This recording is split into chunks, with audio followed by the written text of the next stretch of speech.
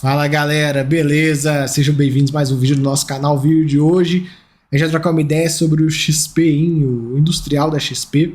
E conforme eu já falei com vocês outras vezes, em todos os vídeos eu vou frisar isso, né? Fundo industrial não é fundo logístico, então não acha que isso aqui é um fundo logístico. Isso aqui é um fundo logístico e tal. É fácil converter o imóvel, né? Do industrial para o logístico ou vice-versa. Não é tão simples assim. Demanda uma grana, né? Demanda aí um investimento. Então não é tão fácil quanto parece. Um ponto sobre esse fundo, né? Que às vezes eu penso que faria até certo sentido, seria uma incorporação desse fundo lá no XPLG, fazer o XPLG sendo um fundo logístico barra industrial, igual é no caso do GGRC, né? Porque, cara, é uma tese parecida, por mais que tenha as suas diferenças. Enfim, fundo distribuiu 74 centavos por cota, que dá um yield de 9,1%, um yield tá bem interessante aí, né? E eles estão aí trabalhando com a distribuição do semestre para ver a melhor forma de pagar, até porque tem locatário que paga adiantado e tal, enfim. De toda forma, o fundo tem aí um resultado acumulado de 50 centavos por cota, bem interessante.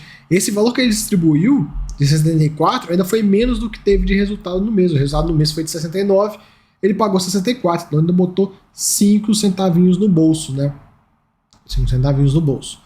Na DRE no mais não tem mais o que comentar. Alguns dados gerais são aí quase 50 mil cotistas. Bastante gente. A taxa é barata, legal. Vamos descendo. A cota vem caindo, né? Já esteve até mais barata, mas enfim. Ainda muito amassada em relação ao patrimonial. A liquidez, mais ou menos, né? É ruim para o tamanho do fundo. Um fundo desse tamanho já era para estar com a liquidez melhor. Aqui, como ele está entre contratos típicos e atípicos, para quem não sabe, entrando um pouco nessa questão. Contrato típico, galera, é o contrato normal que tem aí, que tem uma pequena multa e tal. Qual que é a grande diferença do contrato atípico para o típico? É o saldo remanescente da multa, né? Então, por exemplo, saiu o inquilino num contrato atípico clássico, como é que ele vai fazer? Ele tem que pagar todo o saldo remanescente até o final do contrato. Então, você tem um contrato de, sei lá, de 10 anos, ele saiu no segundo ano, ele tem que pagar os outros 8 anos, né? Então, essa é a grande diferença.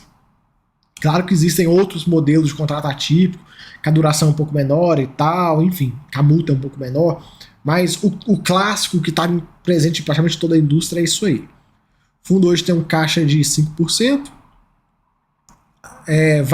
os mais variados locatários, Centauro, enfim, várias empresas aí, né? A gente consegue ver comércio varejista, automotivo, tecnologia, alimentos, logístico, atualização dos contratos, né? Correção aí pela inflação. Agora em janeiro, 1/3 da carteira vai ser reajustada, muito bom, então a gente deve ter um incrementozinho aí interessante, sendo que é bem dividido entre IPCA e IGPM.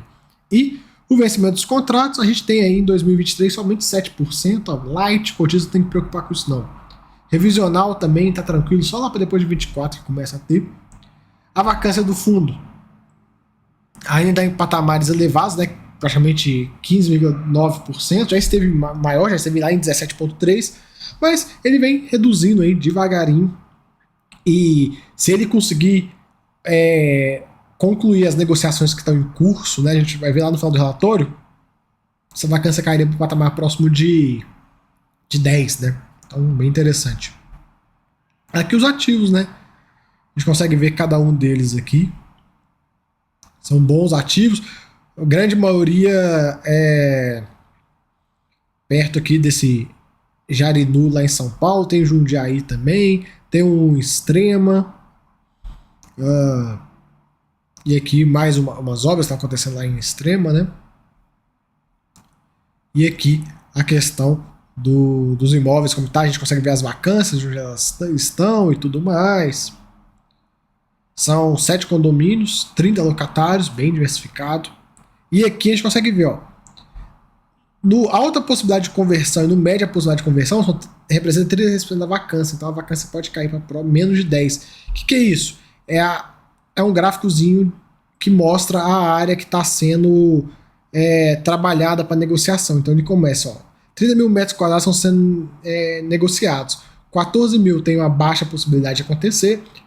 12 mil tem uma média e 3.700 em alta possibilidade. Então a gente trabalha dessa forma para poder distribuir aí para o cotista uma ideia de mais ou menos como é que tá. Lembrando, isso aqui não é promessa de nada, então tem uma paciência. Hoje o fundo conta com uma alavancagem aí, 157 milhões de reais, são duas dívidas, a patamares aí, a primeira bem ok, a segunda um pouquinho mais cara, IPCA mais 7,5, mas a primeira tá bem em conta, bem barata. E a gente vai aguardando, pessoal, vai monitorando. A grande diferença desse fundo, né, para um fundo de logística é a questão dos imóveis. O imóvel industrial não tem a mesma pegada, não tem as docas e tal. E a gente consegue ver, né? Você abre os fundos de logística e procura um fundo que tem mais de 10% de vacância. Difícil, né? A grande maioria está com uma vacância muito baixa. Então, isso já mostra também a diferença aí dos imóveis, do tipo de uso. E a gente vai aguardando. Seria legal, como eu já falei no início do vídeo, né? Seria bom uma incorporação a esse fundo do XPLG e tal. Para o cotista do XPLG não ia mudar muita coisa, mas para o cotista desse fundo ele ia ganhar bastante. E dependendo da forma que fosse feito, né? Se fizessem com um preço bem descontado da cota desse fundo para o XPLG, valeria a pena para o outro cotista também, aí uma reciclagem de portfólio e tal. Enfim, essa tese do só industrial ela é meio complicada. A gente vê aí dos fundos industriais que tem, esse aqui é o FIB, né, lá de Joinville, que é um parque industrial. Enfim, são poucos, né? Tem o GRC que é meio a meio, mas enfim, é uma tese um pouco diferente, tem aí suas nuances próprias, né? Enfim, fica aí o vídeo, espero que vocês tenham gostado, até a próxima. Se gostou, deixa se inscrever no canal, hein? Valeu, até a próxima, fui!